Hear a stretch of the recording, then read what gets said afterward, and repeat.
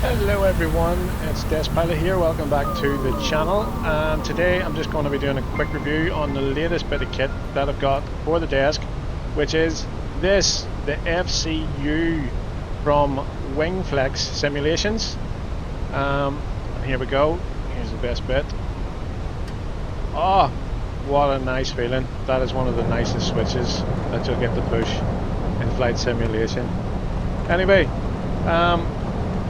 again, I've got this second hand off eBay, bargain price. I keep telling you guys that instead of splashing out a fortune on brand new kit for your cockpit, keep your eye on Facebook Marketplace, eBay. Stuff like this doesn't come up often, but it does come up, and you can get a bargain price. Not only that, you don't have to wait for it being delivered from China. It'll be there in a couple of days, ready to use. One of the best bits. And you know, of course, with eBay, you're guaranteed if it arrives, if there's anything wrong with it, you can send it back again. You've got that guarantee through eBay. Just make sure to read your descriptions and make sure that they're not listed as having anything wrong with them when you buy them.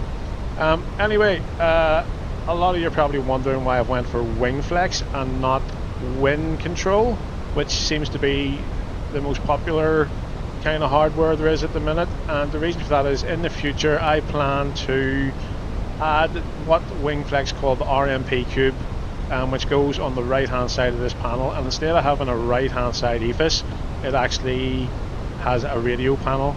And once I get that, I'll be able to do away with my old SciTech panel that some of you may have seen that I've been using, which it works, but it's not ideal. And if I can get this little RMP cube as the next upgrade, it'll make life a lot easier.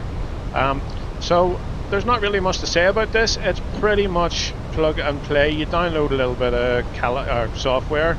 Once that's running, you load into the sim. Everything is as it is now. It's just working. You've got full control. So we want to go up to 170. We dial it up to 170. We push it into manage mode. You've got your switch here, which gives you your 100 feet increments.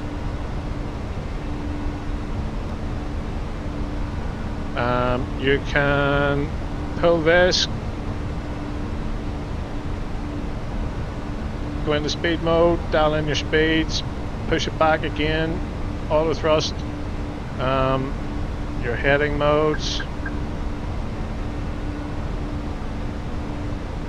I do need to stick this down. As you can see, it does come with little feet, with little grippers on it, but when you're the force you need to use to push these is too much to have it sitting on your desk. You will push it away. So a little bit of double-sided sticky tape, or you know, if you're building a cockpit and you can screw it down into something, that's going to be even better. These switches here, the autopilot 1 and 2 switches, are some of the nicest feeling switches. Like, they're so clicky, it's pure satisfaction. Not an awful lot more I can say about this. It's been working flawlessly for me. I've been using it for a while now. I meant to get a review up earlier, but yeah, life just takes over a little bit, and haven't been putting many videos out lately. So yeah, a few people I know have been asking about it, and is it necessary for the cockpit? Again, no. Everything you can do with this, you are able to do with the mouse.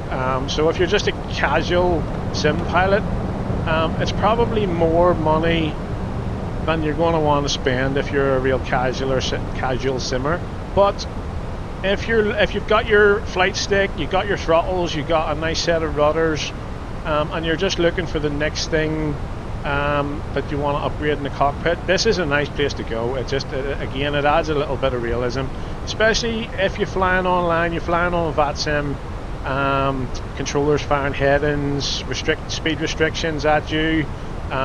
This is perfect. I mean, you can just go straight instead of having to look around, go with your mouse. You know, sometimes you're flying and the mouse slips off the control a bit and you hit something else, you dial it the wrong way.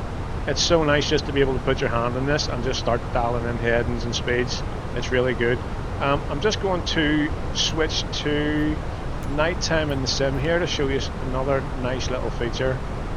And we'll just put that back to So we're in the dark.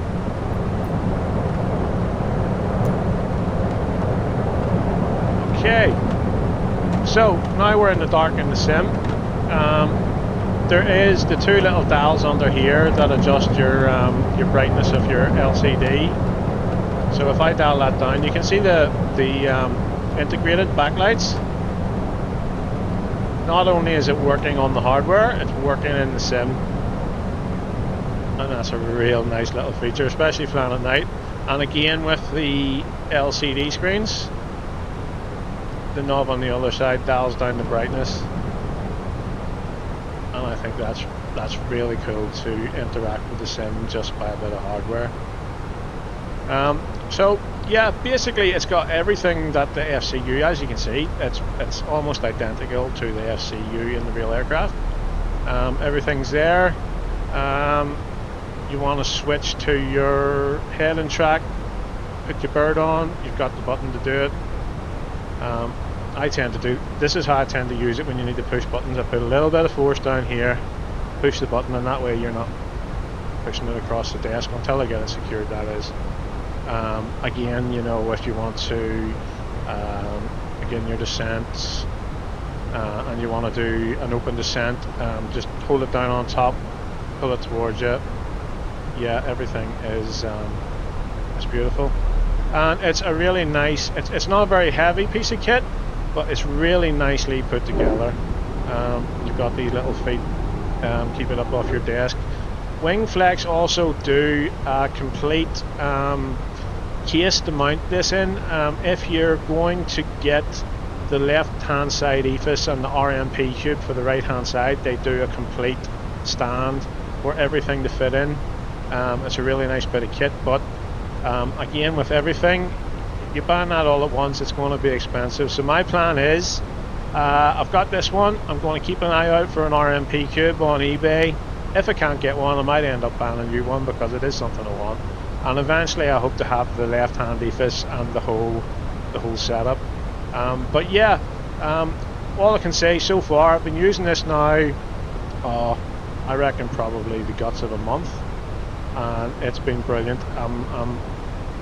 At first I thought maybe I'm wasting money on stuff that I'm not even going to use, because the mouse is obviously closer to your hand when you want to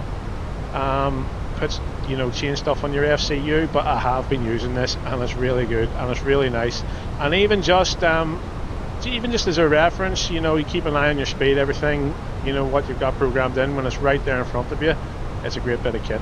I don't really have an awful lot more to say than that. I have given it, like I say, I've been using it a few weeks. It's great. Do I recommend it? 100%. If you're a serious simmer, 100%. As I said before, if you're a casual simmer, it's probably going to be more money than you're going to want to spend if you're only, simming every now and again. But yeah, it felt like me too, that after I got my stick, my throttles, my rudder pedals, my little radio panel, it just felt like the next place to go to add something to the cockpit. And I say the next thing I'm looking for is the RMP cube. I'll put up a photo of that so you can get a look, but basically they've combined a lot of features into a little, if you're simming, you don't need a second EFIS on the right hand side unless you're building a full-size cockpit where you're going to have someone sitting beside you. There's no need to have a right hand side EFIS. So what they've done is they've used that space and put a lot more useful bits and pieces into it that you are going to use, and that's where I'm going to go next. So happy flying, guys. Thanks for watching. Please subscribe and I'll see you in the skies. Bye bye.